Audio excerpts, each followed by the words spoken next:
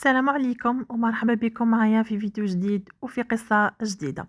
إذا كنتوا أول مرة تشوفوا القناة ما تنسوش أنكم تشتركوا في القناة وتفعلوا زر الجرس هكذا باش يلحقكم كامل جديد، كامل القصص، كامل الحكايات اللي راني نبارطاجيهم معاكم. تقول صاحبة القصة: جابوا لي ضرة وأنا نافس، حسبي الله وهو نعم الوكيل فيهم، ولكن ربي خدالي فيهم بالحق. قبل ما نبداو الفيديو تاعنا تاع نهار اليوم، صلوا كامل على النبي، اللهم صل وسلم على سيدنا محمد. تقول المتتبعات تاعنا تاع نهار اليوم: أنا اسمي أمينة، عمري 29 سنة حاليا، لكن قصتي بدات قبل سنوات من الوقت الحالي. كان جاو خطبوني ناس، زواج تقليدي، يعني جا خطبني، ورضى عليه بابا، ويعني تعجبنا، رضينا عليه الخلق ديالو، تربيته ويتو. تزوجت وسكنت في دار العائلة بحكم أنه زوجي هو الولد الكبير كامل في خاوته. كان زوجي وتحته 3 أولاد، وكانت عندي لوسة واحدة. سكنت مع شيخي وعجوزتي، وكانت أجمل أيام حياتي. يعني كانوا خاوته كيما خاوتي، يمه كيما يمه، أختو كيما أختي، ما شاء الله، معاملة حسنة، معاملة طيبة في الشهور الأولين أكيد. ومن بعد أكو تعرفوا، ظهرت بالحمل في 3 شهور والّا 4 شهور بعد زواجي. كنتوا تعرفوا نكونوا صغار، نكونوا ما نعرفوش، يعني ما خديتش ولا ما قريتش حذري، ربي رزقني وقلت الحمد لله. زوجي فرح بزاف كي سمع بأمر الحمل ديالي، وحتى عجوزتي، دارنا كامل كي سمعوا بلي راني حامل كامل فرحوا لي الحمد لله. وزوجي كنت عارفه بدا يحافظ عليا، ما ديريش ما تفعليش، يعني حتى عجوزتي ولوستي والله غير ما كانوش يعني زعما يخلوني ندير حتى حاجه. وكانوا بزاف متفاهمين، نقصروا كيف كيف، نخرجوا كيف كيف، مع العلم انه راجلي يعني راجل قيسو قيس روحو، حتى دار عجوزتي يعني قيسهم قيس روحهم. ولكن حنا بابا عنده الخير، عنده الملك، عنده الرزق، يعني كما يقولوا الناس لاباس بينا. كان مسكين دايما يعاونني كي نروح لدارنا، يعطيني نصيب تاع المصروف تاع دراهم باش نشري، كنت عارفوا حوايج ولا امور اللي خاصني تاع نسا ولا. وحتى مسكين كان دائما يعطيني القضيان والمصروف، حتى كان يصرف حتى لدار جوزتي، نعم فريجيدار يعمرها، الغافي تايم، كنت عارفوا كي يقضي يقول لك بنتي راهي ساكنه معاهم. يعني كان يعاونني بزاف في الحق. المهم، وكي سمعت عجوزتي بلي راني حامل، يعني بدات تدعي لي ربي يطلعك على خير، وهادي وهادي وهادي. ولكن عجوزتي، دوله دار عجوزتي كامل من النوع اللي يحبوا الولد، يموتوا على الذكر، يعني طفل. كانت غير سمعت بيا بلي راني حامل اكيد بركت لي وسلمت عليا وفرحت، وبدات تقول لي: يا ربي ان شاء الله يرزقك بالولد، ربي ان شاء الله يرزقك بالطفل اللي يحمل اسم العائله ويحمل اسم وليدي، ويكون اول حفيد ليا، ونفرح به وندير له ونعمل له ونفعل له كل يوم هكذايا. انا ما نكذبش عليكم، انا جاي من النوع اللي ما عندي حاجه، عادي نورمال. واش جاني ولد، جاني طفله، المهم كما يقولوا الصحه والسلاك وصفه الناس، هذا هو اهم شيء. ومن بعد ربي يرزق كما يقولوا الذكر لمن يشاء، يهب الذكر لمن يشاء ويهب الاناث لمن يشاء. المهم، ولكن كانت ديما شغل ديرونجيني، كنت متخوفه اني نعرف جنس الجنين، مع اني ما عندي حاجه، ولكن الضغوطات تاعها والكلام ديالها كان ياثر فيا نوعا ما. جازوا الشهور حتى لحقت 4 شهور، وكنت واحد النهار رحت للجينيكولوج مع يما.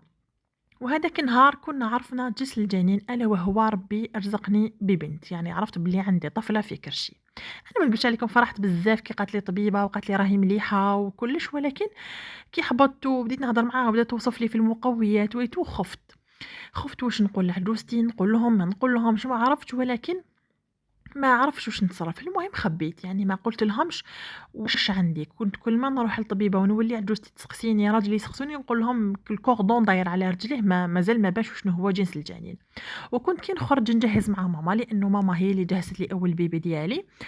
كنت دايما نشري زعما الالوان اللي ما تبينش شنو هو جنس الجنين، ما كنتش نشري زعما الغوز ولا نشري المهم هاد الالوان تاع البنات، كنت دايما نشري الابيض، نشري الاصفر، نشري خضر، نشري احمر، هكا اغيور. المهم ماشي ما يبينش شنو هو جنس الجنين.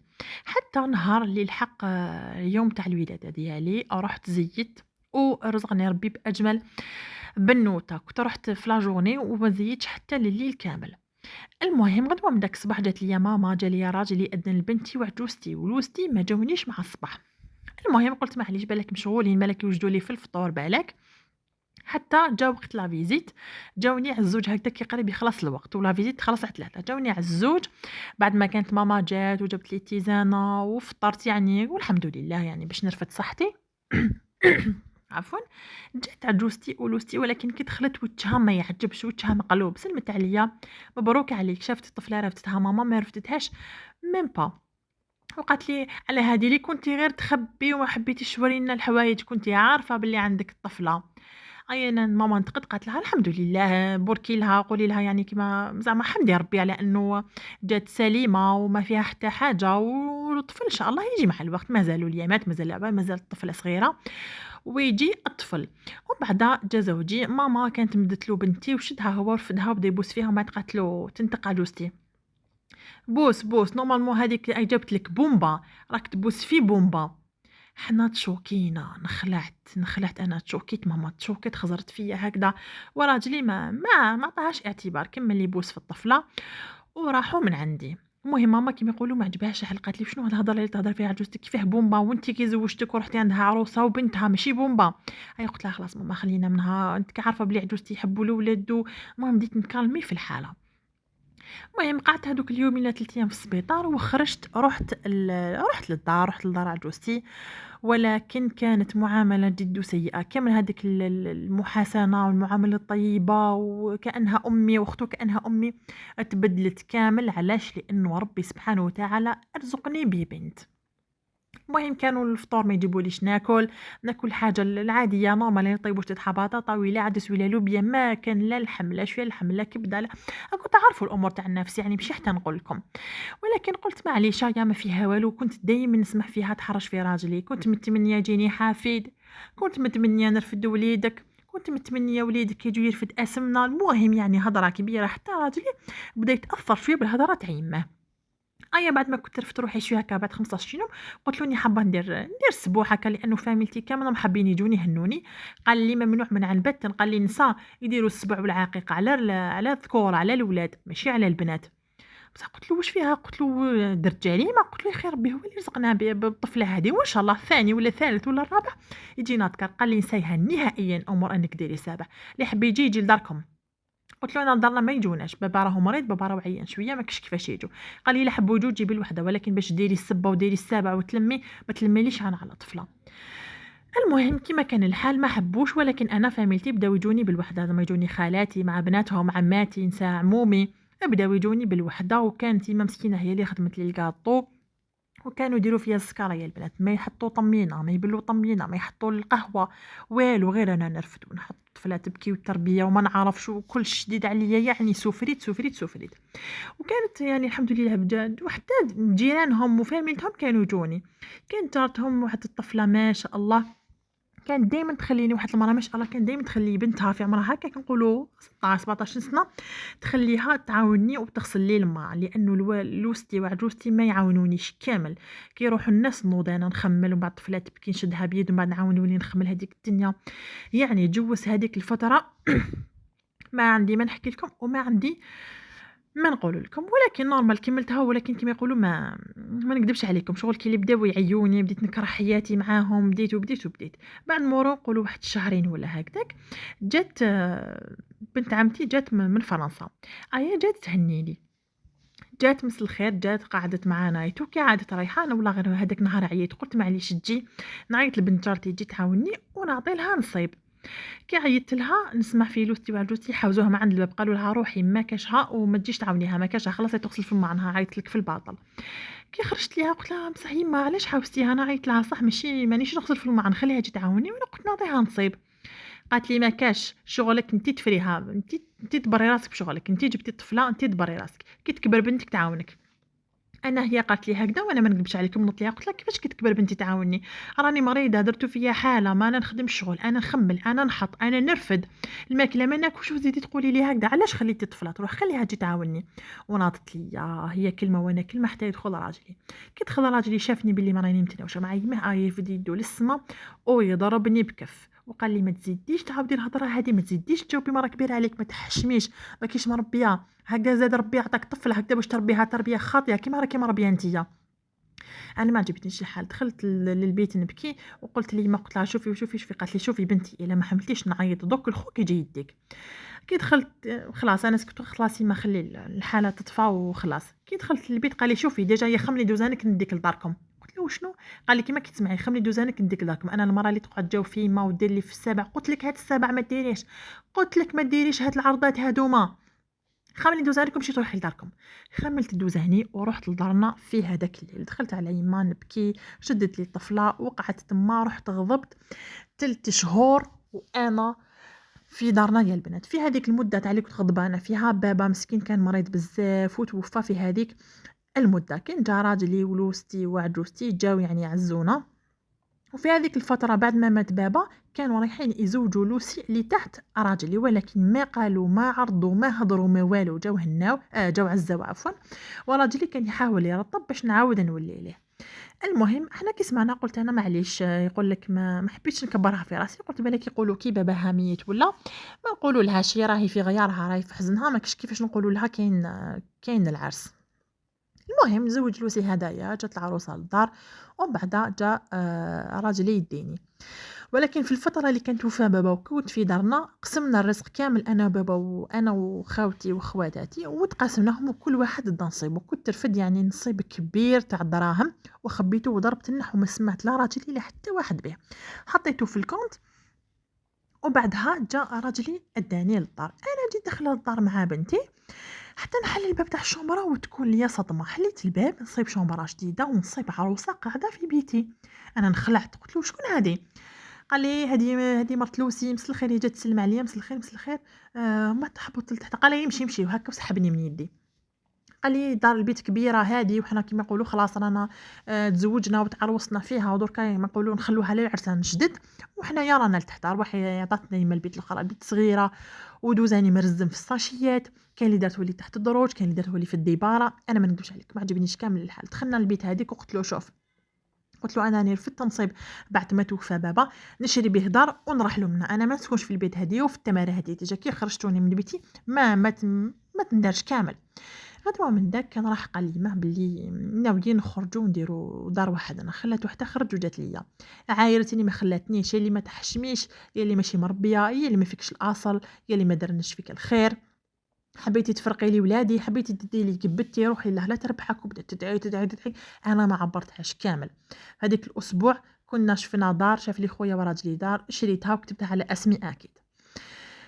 المهم بعدها ما حبتش تجي ليا لا عروستي ولا لوستي، وكنت كنروح لهم هكا ضيفه تبقى تمعني لي وتقول لي ايه وانت يا ديجا درتي زعما درتي جاس ماشي مليح درتي جاس عيان وما عليك غير انك تصلحيها الجاس. ما قلت لها يما كيفاش نصلح الجاس هدايا ما فيها والو. قلت لها نتوما كي خرجتوني من البيت يعني ما قلت لكم والو. قالت لي لو كان عطا ربي لو كان الدار كتبتيها على اسم وليدي حنا ما عندناش المراه هذه الراجل اللي تكون عند المراه. قلت لها هذه ممنوع منعا باتا انه نكتب الدار على زوجي. قلت لها كيفاش دار عن بابا ورث بابا. من هذاك النهار زادت شحنيتي عليا اكثر، وليت حتى كي نروح ليهم نضيف في الدار ما تستقبلنيش وما تخرجش اصلا ليا. بديتها شويه قلت خلاص خليني منها انا في داري اراني مهنيه. وكتب ربي وحملت لي المره الثانيه وكان رزقني ربي ببنوته اخرى. وكانت مرت لوسي هذه اللي جات وسطها في بيتي كانت نعم مرت اللوس اخت ماشي مرت لوس. تكسر معايا تعيط لي تسقسي عليا يعني والله غير ما شاء الله الحمد لله. المهم نهار اللي جيت ببنتي الثانيه زوجي وجهو ما يعجبش، عجوزتي ما جاتنيش عجوزتي ولوستي ما جاونيش اصلا. ومرت لوسي كي جاتني حسيت تعابير تاع حزن تاع المهم كي شغل عندها هضره حبت تقولها لي ولكن ما قالتها ليش. المهم جات هكاك انا ما درتهاش في بالي رحت لداري كانت يما جات رفدتني جوزنا السابع جوزنا هذوك اليامات. وكان راجلي ما يجيش بزاف للدار يعني يجي هكا كل يومين 3 ايام يجي. نعيط له يقول لي راني في الدار راني مع يما انت تكملي السابع ديالك انت تحبي السوابع. عاود لي نفس الكلمه. الناس يديروا السوابع والعقيقه على الذكوره وانت ديريهم على البنات. المهم انا درت في بالي قلت يا كيما المره الاولى جازوا هكاك تقريبا واحد شهر وشويه حتى تعيط لي مرت لوسي واش راكي لاباس كي بخير ايه الحمد لله. قالت لي شوفي نحن نقول لك حاجه بصح ما تسحفي ما ديري في خاطرك ما والو. قالت لي شوفي قالت لي انا كنت العجوزه كانت تقول وكانت تزيد تجيب البنت نزوجو ولكن حنا ما امناهاش. انا ما درتهاش في بالي قلت راهي تخرط راهي تهدر برك راهي تهذي برك عجوزه. ولكن مع الاسف قالت لي يا امينه اليوم العرس تاع راجلك. قلت لها وشنو؟